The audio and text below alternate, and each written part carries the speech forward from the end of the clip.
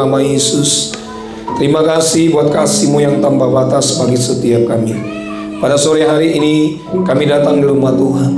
Kami percaya dalam setiap pergumulan permohonan doa kami di hadapan Tuhan. Kami percaya setiap doa kami tidak ada satupun diluputkan daripada Tuhan. Doa-doa kami didengar oleh Tuhan. Sembuhkan yang sakit hari ini, bebaskan yang terikat hari ini. Dan kami percaya setiap kami yang datang pulang pasti membawa berkat kuasa mujizat Tuhan. Terima kasih Tuhan Yesus yang baik.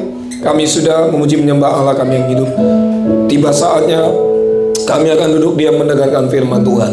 Urapi hamba-Mu, kuduskan hamba-Mu, sucikan hamba-Mu, agar setiap kata kalimat firman Tuhan yang sampaikan di tempat ini memberkati, mengajar, menegur, bahkan membangkitkan yang mempercaya kami. Sembunyikan hamba-Mu di belakang kayu salib-Mu. Biar Yesus saja dimuliakan, ditinggikan di tempat ini. Berbicaralah bagi setiap kami ya Tuhan. Kami siap mendengarkan firman-Mu. Demi nama Yesus yang siap dengar firman Tuhan. Sama-sama kita yang percaya katakan amin. Beri tepuk tangan dulu. Beri pujian bagi Allah, kita silakan duduk kembali jemaat Tuhan. Terimalah salam saya dari depan mimbar ini. Shalom Tiberias. Masih kurang semangat. Shalom Tiberias. Apa kabarnya? Banyak berkat, banyak mujizat, banyak kuasa, banyak cuan. Yuk kasih salam dulu kanan kirimu. Jumpai 1, 2, 3 orang, katakan selamat datang, selamat beribadah, dan katakan juga di bulan yang baru, di minggu yang pertama, berkat-berkat baru tercurah buat Anda dan saya. Puji Tuhan, sudah makan sore? Sudah? Belum? Enggak, saya cuma nanya aja sih, enggak terakhir saudara. Kalau terakhir tumpur juga kita pendeta. Saudara udah tahu ya, ini pendeta kayaknya bercanda mulu kerjanya. Ya nggak apa-apa, kita kan sebagai pendeta kan harus bertanya sama jemaat. Itu artinya bahwa pendeta itu penuh dengan kasih, ya kan? Iya, pendeta harus tanya jemaatnya lah. Siapa tahu saudara ada sakit, bahkan siapa tahu saudara belum makan, atau juga siapa tahu juga saudara banyak cicilan utang bulan ini, pas gajian habis semua. Jadi kayaknya rasanya itu kalau banyak utang saudaraku cuma lewat uang sut gitu ya kan, nggak ada tinggal sisa. Saudara kabarnya baik, amin. Puji Tuhan.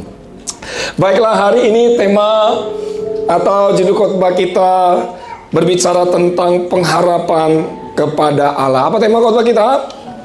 Pengharapan kepada Allah. Nah, kenapa saya membawakan tema ini? Tentu ada alasannya. Alasannya supaya saudara tidak putus-putusnya terus berharap, dan supaya saudara terus berharap bahwa pertolongan Tuhan tidak akan pernah terlambat. Nah, saudaraku, Bapak Ibu, setiap orang tentu punya pengharapan di dalam Kristus.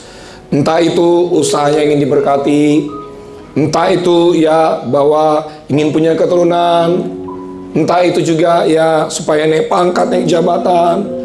Nah, tentu pengharapan mencakup lebih banyak daripada sekedar yang kita inginkan atau sekedar kita harapkan akan sesuatu yang akan datang. Nah, Bapak Ibu yang diselamatkan, kita akan belajar dari seorang tokoh yang bernama Yeremia.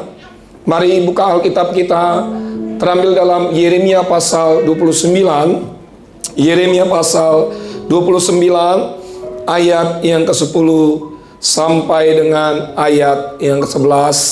Saudara ambil catatannya, ya ambil Alkitabnya, ambil pulpennya. Saran saya catat khotbah kita supaya saudara pulang pasti diberkati, bisa mengingat kembali isi khotbah kita hari ini. Yang sudah dapat katakan, wow puji Tuhan. Kurang semangat lagi kita katakan, wow puji Tuhan. Yuk, karena ini cuma 2 ayat, sama-sama kita baca 2, 3, iya. Sebab beginilah firman Tuhan, apabila telah genap 70 tahun bagi Babel, barulah aku memperhatikan kamu. Aku akan menepati janjiku itu kepadamu dengan mengembalikan kamu ke tempat ini. Ayat 11. Sebab aku ini mengetahui rancangan-rancangan apa yang ada padaku mengenai kamu. Demikianlah firman Tuhan, yaitu rancangan damai sejahtera dan bukan rancangan kecelakaan, untuk memberikan kepadamu hari depan yang penuh harapan. Berbahagialah bagi setiap kita hari ini yang mendengarkan firman Tuhan serta melakukan firman Tuhan ini dalam kehidupan kita setiap hari. Nah, saudaraku, setiap orang tentu memiliki yang namanya kebutuhan. Nah, kalau kita melihat, saudaraku, kebutuhan manusia itu dibagi 3 dasar yang sesuai dengan kepentingan hidup kita.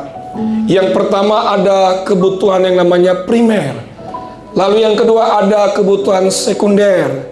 Lalu yang ketiga ada kebutuhan tersier. Nah, kebutuhan primer ini Bapak Ibu, ini kebutuhan bahwa merupakan kebutuhan pokok yang harus dipenuhi manusia untuk bisa bertahan hidup. Nah, tentu ini meliputi sandang, pangan, dan papan. Lalu kemudian ada kebutuhan sekunder. Nah, kebutuhan sekunder ini setelah adanya kebutuhan primer. Misalkan ada pendidikan, ada kesehatan, bahkan juga ada rumah. Lalu kemudian ada kebutuhan tersier. Nah, kebutuhan tersier ini, saudaraku, ini menyangkut dengan pemenuhan barang-barang mewah dengan tujuan untuk memenuhi kesenangan hidup. Misalkan saudara ya punya pakaian branded, liburan ke luar negeri, tas yang bagus-bagus, perhiasan yang mewah. Makanya saudaraku, banyak orang Kristen kalau ke gereja pakaian ya bagus, tas yang bagus. Bahkan ada beberapa jemaat pakai perhiasan yang bagus, sampai-sampai salibnya 50 kilo ke gereja. Iya kan? Iya, banyak orang Kristen. Sebenarnya Bapak Ibu, sebenarnya ya, ini saran saya ya, tapi nggak tahu lah, kita mungkin beda prinsip. Untuk apa saudara tunjukkan bahwa ke gereja saudara pakai ya ada emas, bahkan kalung yang mewah-mewah? Iya kan? Apa yang saudara tunjukkan? Supaya dilihat orang. Atau mungkin saudara, wah lebih kaya dibandingkan yang lain. Nah, saudaraku, saudara datang ke rumah Tuhan, Tuhan itu tidak melihat rupa. Tuhan itu melihat hati. Makanya kadangkala kita terjadi diskriminasi. Ya, diskriminasi tentang apa? Mencari Tuhan. Kalau kita melihat dalam konteks perjanjian lama, ya zaman dulu ya nggak ada itu pakaian perhiasan datang ke rumah Tuhan. Bahkan menanggalkan semua ya kemewahannya datang ke rumah Tuhan. Sampai-sampai mohon maaf, mereka memuji menyembah Tuhan. Mereka juga harus menanggalkan jubahnya. Ya kan? Menanggalkan kasutnya hanya cuman untuk apa? Datang ke rumah Tuhan. Ya kan? Ini perlu diselidiki hati kita ketika kita datang ke rumah Tuhan. Nah, Bapak Ibu yang dikasih dalam nama Yesus, menjadi pertanyaan kita hari ini adalah apa itu pengharapan? Pengharapan berasal dari kata harap. Slide berikutnya. Nah, saya pelajari pengharapan itu berbicara tentang yaitu menantikan yang baik. Pengharapan berbicara tentang yaitu pengharapan atau harapan. Nah, bahwa pengharapan itu tidak lepas dari yang namanya iman. Makanya Alkitab berkata bahwa demikianlah tinggal ketiga hal ini: iman, pengharapan, dan kasih. Jadi Bapak Ibu, tanpa pengharapan kepada Kristus, tanpa beriman kepada Kristus, maka pengharapan saudara sia-sia di dalam Kristus. Nah, oleh sebab itu, kalau kita melihat tadi nas pembacaan firman Tuhan tadi, ini bahwa seorang Nabi Yeremia, bahwa dia mengirim surat kepada yaitu Raja Zedekia pada tahun berapa? 597 sebelum Masehi. Supaya apa? Supaya bangsa Israel ketika mereka berada di pembuangan, mereka dikembalikan ke tempat negeri asalnya. Selama berapa tahun? 70 tahun. Nah, oleh sebab itu Tuhan memakai Nabi Yeremia. Tuhan memakai Nabi Yeremia melalui perantaraannya supaya bangsa Israel dikembalikan ke negerinya dalam pembuangan pada zaman itu. Nah, menarik sekali Bapak Ibu, kita akan melihat bahwa kenapa kita berharap kepada Tuhan. Ada 3 hal. Yang pertama, Yeremia 29 ayat 10. Ya, sama-sama kita baca. 2, 3.